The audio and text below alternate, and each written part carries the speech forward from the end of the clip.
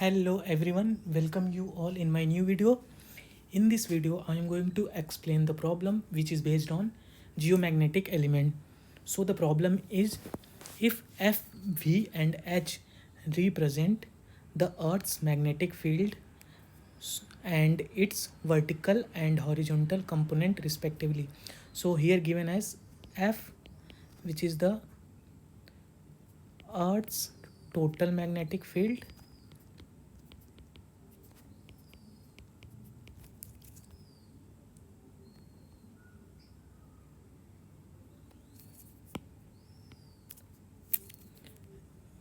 V is vertical magnetic field and H represent horizontal magnetic field.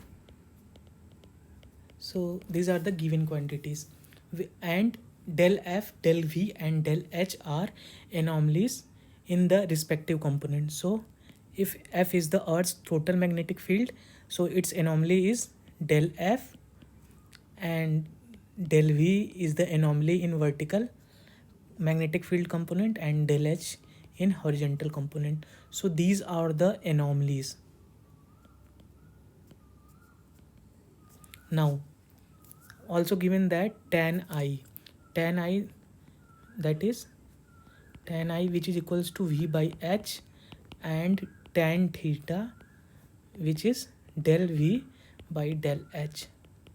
So which one of the following option contains the equalities that are both true? So we have to find the option which is correct. So before going to solve the problem, I am going to explain the basics of geomagnetism. So basically F is our total magnetic field. So F is total magnetic field, and this is a vector quantity. So if F is vector quantity, so it will have both magnitude as well as direction. So F have both magnitude and direction. Now, as you know, the magnitude at pole is near about 60,000 nanotesla. The value of total magnetic field at pole is 60,000 nanotesla, and at equator 30,000 nanotesla at equator, where 1 nanotesla which is equals to 10 to the power minus 9 Tesla. 1 nano means 10 to the power minus 9 unit. So we are just talking about the unit of magnetic field. So these are the so nanotesla is 1 unit, and the other unit, that is in CGS, the magnetic field measure in Gauss. Magnetic field measure in Gauss, and 1 Gauss is related to 10 to the power minus 4 Tesla. So this is the unit of magnetic field in CGS unit. Now in geophysics,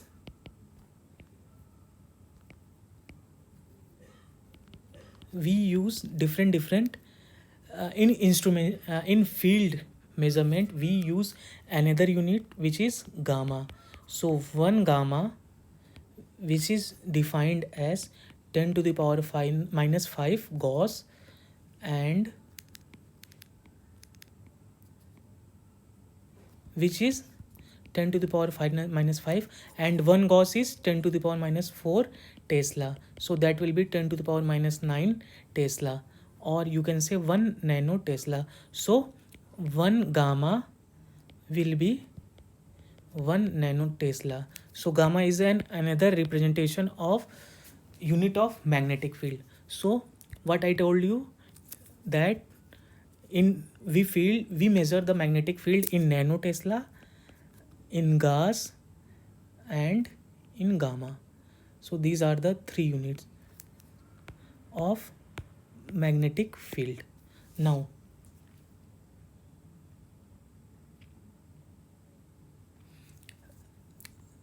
since f is an vector quantity, so it had different value in different direction. So f can be measured in Cartesian coordinate. F can be measured in Cartesian coordinate, that is measured in Cartesian coordinate, that is Cartesian coordinates means in x, y, and z. So in Cartesian coordinate, the representation will be x, y, and z, and it can also be measured in spherical polar coordinate.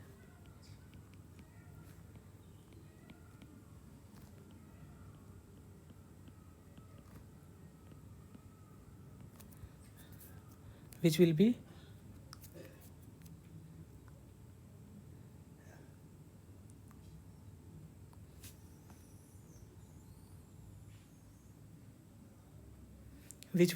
f, d, and I, or you can say this will be x, y, and z. Instead of z we can write v.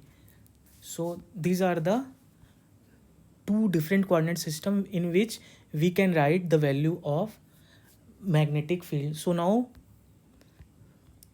the relation between these 2 coordinate is, I'm going to derive the derivation between these 2 coordinate. So first we will understand what is d and what is I.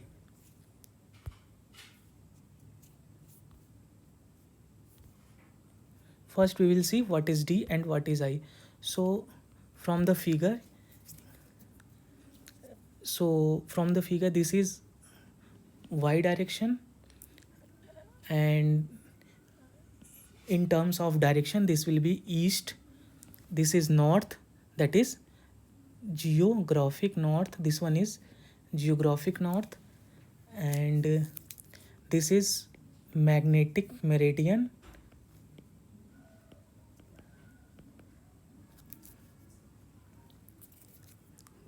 this one is d, that is the angle between geographic north and geomagnetic north. So d is known as angle of declination, and in figure you can see, if we consider this is O, this point is A, and this point is B, so d is the angle between geographic north and geomagnetic north. So you can see here the declination d is the angle between the magnetic meridian and geographic meridian. Meridian means imaginary line that connect to one magnetic pole to another magnetic pole, and in terms of geographic meridian, one geographic pole to one north geographic pole to south geographic pole. So these are the definition. This is the definition of angle of declination, and the angle of inclination, which is the angle at which magnetic vector dips below the horizontal. You can see in figure,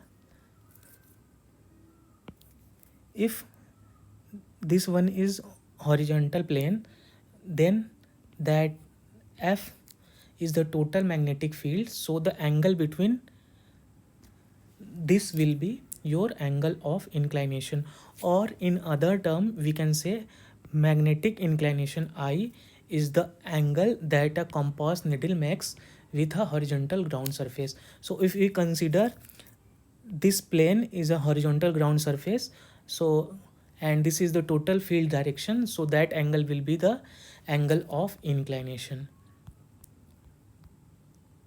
And a compass needle points vertically downwards toward the ground sorry ground at north magnetic pole, that is plus 90 degree inclination. So at this point in the figure you can see here, at this point the angle of inclination is plus 90 degree, that is straight upward at the south magnetic pole, that is minus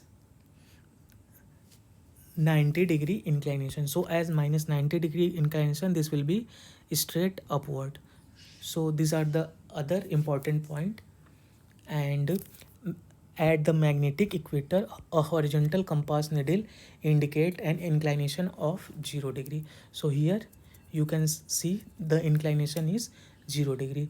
And one more thing, the angle between geographic pole and geomagnetic pole is near about 11 and half degree. So the value will be 11.5 degree. So these are the important point. Now I'm going to derive the expression between x, y, z or x, y, v and f, d and I. So x, y, z is the coordinate in Cartesian system, the value of field in Cartesian system, and FDI in spherical porous system. So what is the relation between these two coordinate system? So this is the very important. So from the figure, if you see the triangle OAB, if we consider the triangle OAB, that is triangle OAB, so that is the right angle triangle and the angle A will be 90 degree. So here in figure 2 you can see this is angle A is 90 degree. So simply the trigonometrical identity, if we use sine D, so sine D is perpendicular and which is divided by hypotenuse. So the value of sine D will be perpendicular upon hypotenuse. So perpendicular is AB, which means y, and hypotenuse, which means OB, which is h.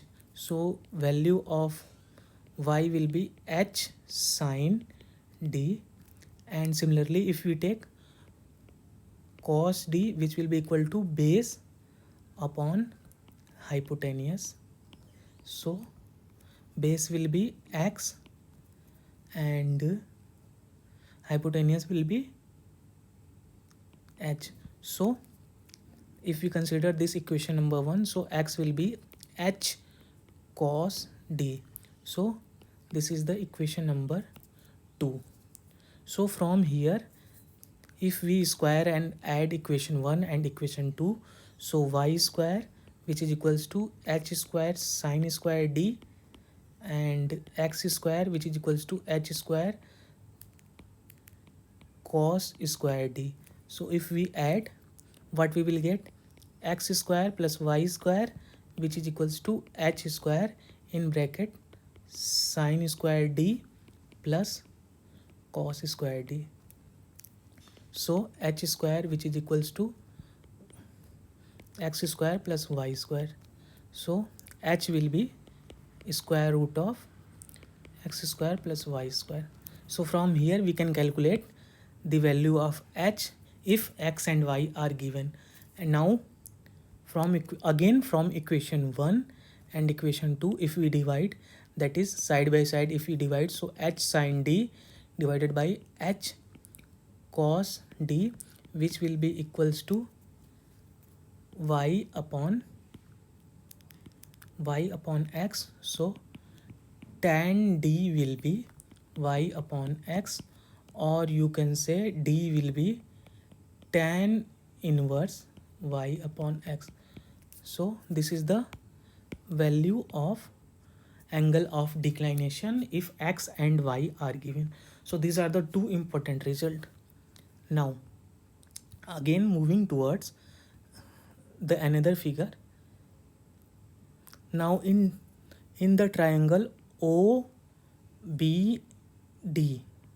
if we consider this triangle, so figure will be like this.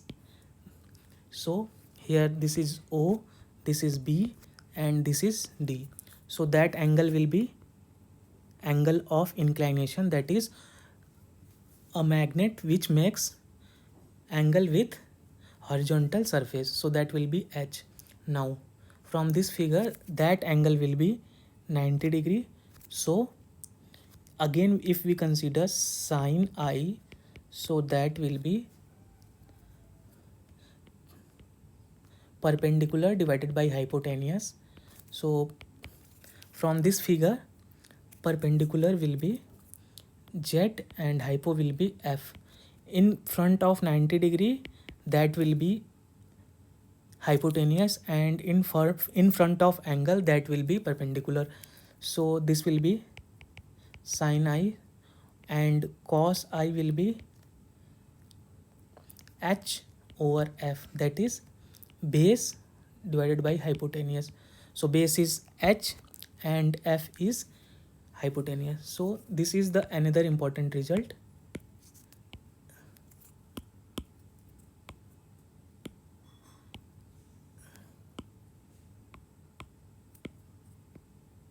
Sin I is equals to Z upon F and cos I is equals to H upon F. So now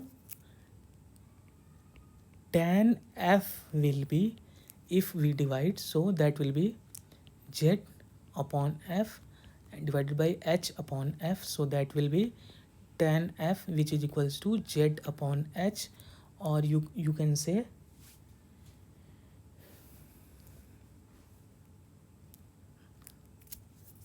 this will be tan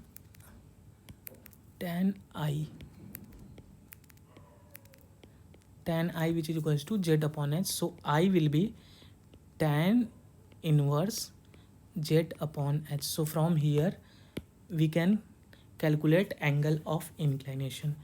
Again, as you know, H is equals to, from this, under root of x square plus y square, if we put here, so I will be tan inverse Z divided by x square plus y square. Now again if we add this, if we consider this equation first and this equation second, if we square and add, so what we will get? Z square divided by F square, which is equals to sin square I, and H square divided by F square, which is equals to cos square I. If we add, so that will be Z square divided by F square plus H square divided by F square, which is equals to sin square I plus cos square I. If we add these two, so that will be H square plus H square, sorry, Z square plus H square, which is divided by F square, which is equals to 1. So this is the trigonometrical identity. This is 1. So this is the trigonometrical identity, that is sin square theta plus cos square theta is equals to 1. So this is the trigonometrical identity I use. So Z square plus Z square plus H square will be F square. This is the another important result. So one more thing. Now I am going to conclude what I told, that then I will tell another thing. So x is equals to, from here equation number 2, x is equals to h cos d, y is equals to h sin d. This is equation 1, this is equation number 2, and h square is equals to x square plus y square. This one, d is equals to tan inverse y by x. This one, and from here, from this equation first, we can write z is equals to f sine I and h is equals to f cos I. So up to here I hope it will clear.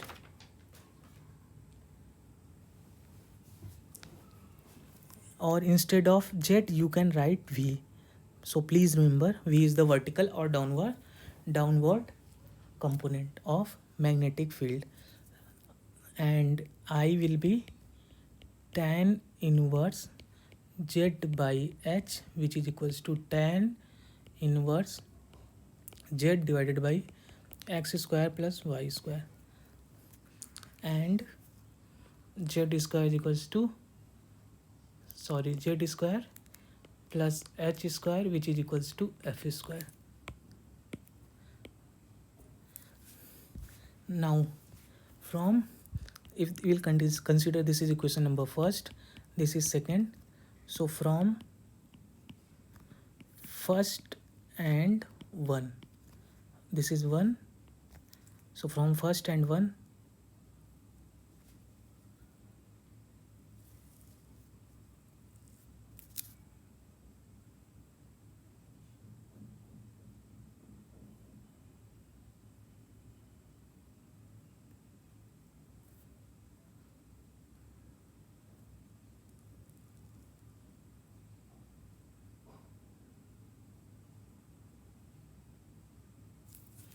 from first and 1, x is equals to h, that is if we use equation number second, so the value of h is f cos I, so x is h cos d, and from here the value of h is f cos I, so x will be f cos I and cos d,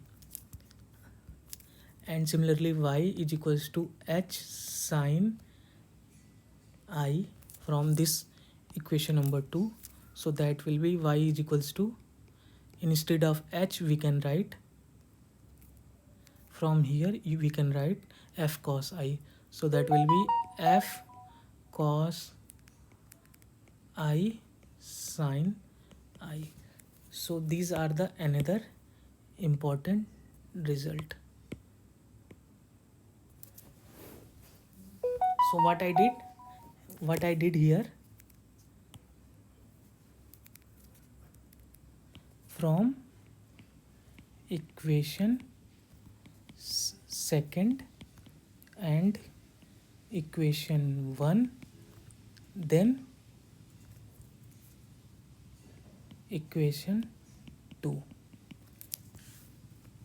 So from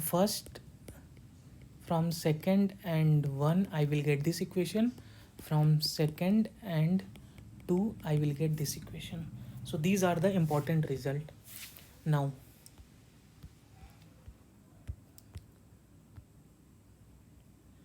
again important definition related to map.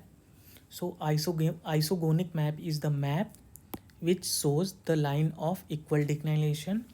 Isoclinic map which show the line of equal inclination, and isodynamic is a map which show the line of equal horizontal intensity. So these are the important definition. So what we get the relation between x, y, z and f, d and I. We get this relation. Now moving towards our original problem. So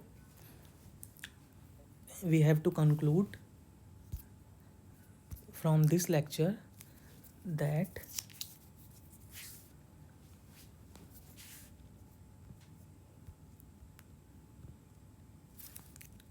from the previous page, x is equals to h cos d, y is equals to h sin d.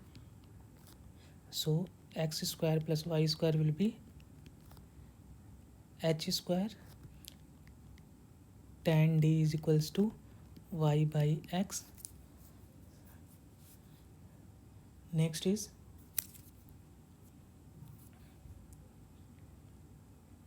h is equals to f cos I, y is equals to f, sorry, v, or you can say z, which is equals to f sin I, and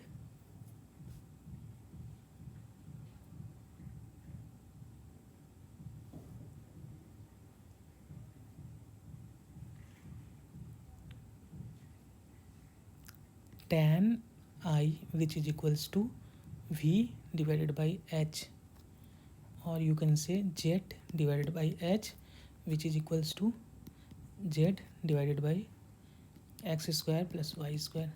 Another thing is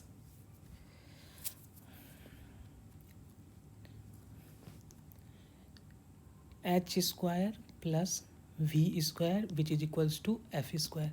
From this equation 1 and this equation 2, by squaring and adding, what I get, h square plus v square, which is equals to f square.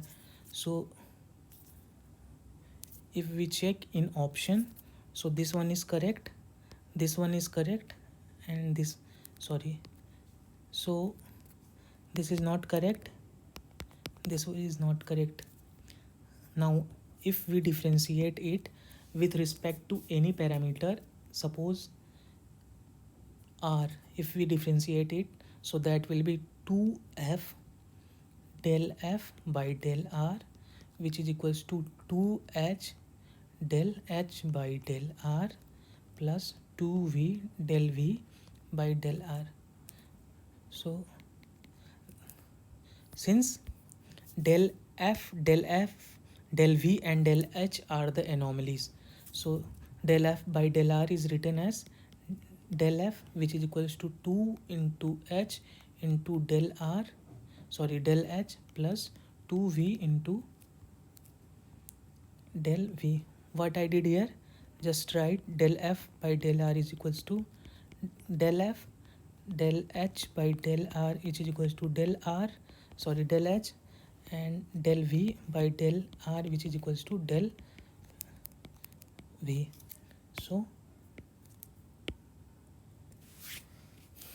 you can see, you can say this symbol, sorry, this symbol is do or del, you can say do or del, this is also del. So if we divide by 2f, so if we divide by 2f, so that will be 2h divided by 2f